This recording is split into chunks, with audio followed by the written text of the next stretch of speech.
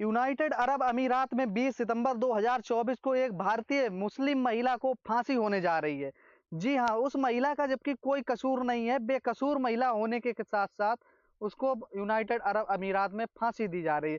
इससे पहले 2 मई 2024 को उसको फांसी होनी थी, लेकिन यूनाइटेड अरब अमीरात में प्राकृतिक आपदा आ गई थी। प्राकृतिक आपदा के चलते फांसी को टाल दिया गया था। वहीं के एक राजा होते, उनके परिवार में निधन हो जाता है। निधन होने के बाद यूनाइटेड अरब अमीरात में लगभग 8 दिन का शोक घोषित कर दिया जाता है। शोक घोषित होने के बाद लड़की की फांसी को टालकर 20 सितंबर डेट घोषित की जाती है। ये लड़की रहने वाली होती है बांदा की। नमस्कार दोस्तों, मैं पुष्पेंद्र सिंह आज आपके सामने एक सच्ची घटना लेके आया हूँ।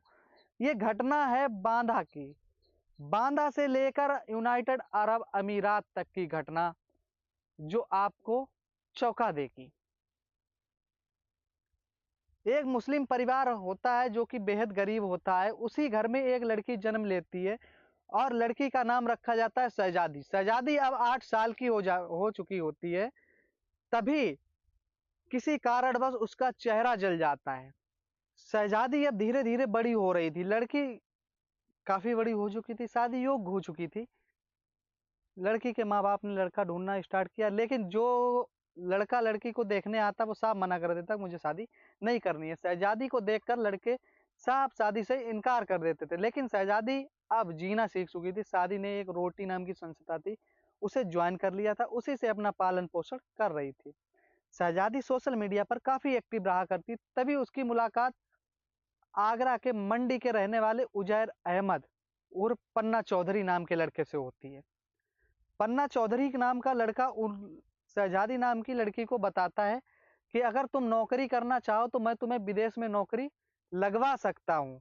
अब लड़की अपनी पूरी हालत बता देती है उसे। तभी ये सब हाल सुनकर पन्ना चौधरी उसको जॉब दिलवाने की बात करता है। 2021 में उसके माँ बाप भी मान जाते हैं और वीजा अप्लाई कर दिया जाता है। अब लड़की को विदेश जाने की तैयारी हो चुकी थी, लड़की को वीजा मिल चुका था, लड़की विदेश जाने के लिए एकदम तैयार थी। लड़की की जॉब जो लगी थी वो होम मेड की थी। वो उजैर अहमद के फूफा फूफी जहाँ रहते थे उनके घर में होम मेड का काम करना था।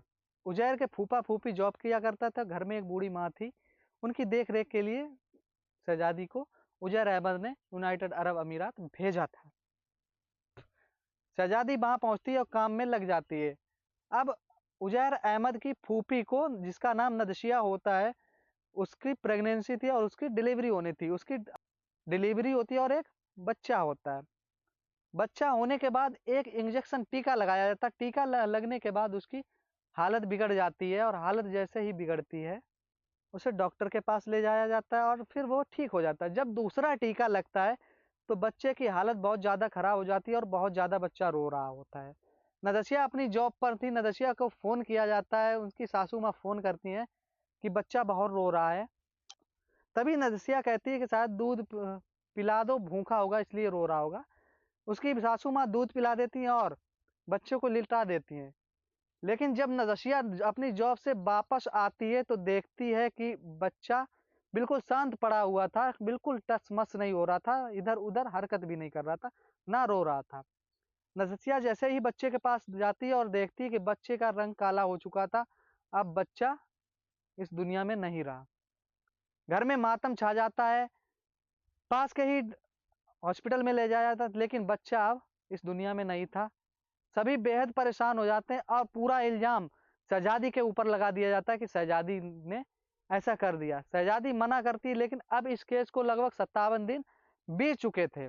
57 दिन के बाद शहजादी के ऊपर इस तरह का प्रेशर बनाया जाता है कि शहजादी आरोप को कबूल कर ले। शहजादी का एक वीडियो बनाया जाता है और उससे वीडियो में कहलवाया जाता है कि ये सब एक लड़के के कहने पर शहजादी ने किया है। दरअसल जो लड़का था वो उजैर अहमद फूफा फूफी के पड़ोसी ही था, जिसकी फूफा फूफी के साथ बनती नहीं थी। उस लड़के का ऊपर आरोप भी लगवाया गया कि उसके कहने पर शहजादी ने उस लड़के का कत्ल कर दिया, उसे मार दिया। शहजादी एक वीडियो के माध्यम से बताती है कि उसने ऐसा कोई भी कार्य नहीं किया है, उसे फंसाया जा रहा है। और एक वीडियो में वो कहती है कि उजैर अहमद ने उससे एक सोने की चैन और 1.5 लाख रुपए मांगे थे। तब जाकर उसको दुबई में जॉब मिली। शहजादी बेहद गरीब परिवार से थी, जो वहां पर वकील भी नहीं, उसको एडवोकेट भी नहीं मिल रहा था, क्योंकि वहां वकीलों की फीस बहुत ज्यादा थी और शहजादी के पास इतना ज्यादा पैसा नहीं था, क्योंकि वहां पर दीनार चलता था। यहाँ भारत का 23 रुपया और वहां का 1 दीनार।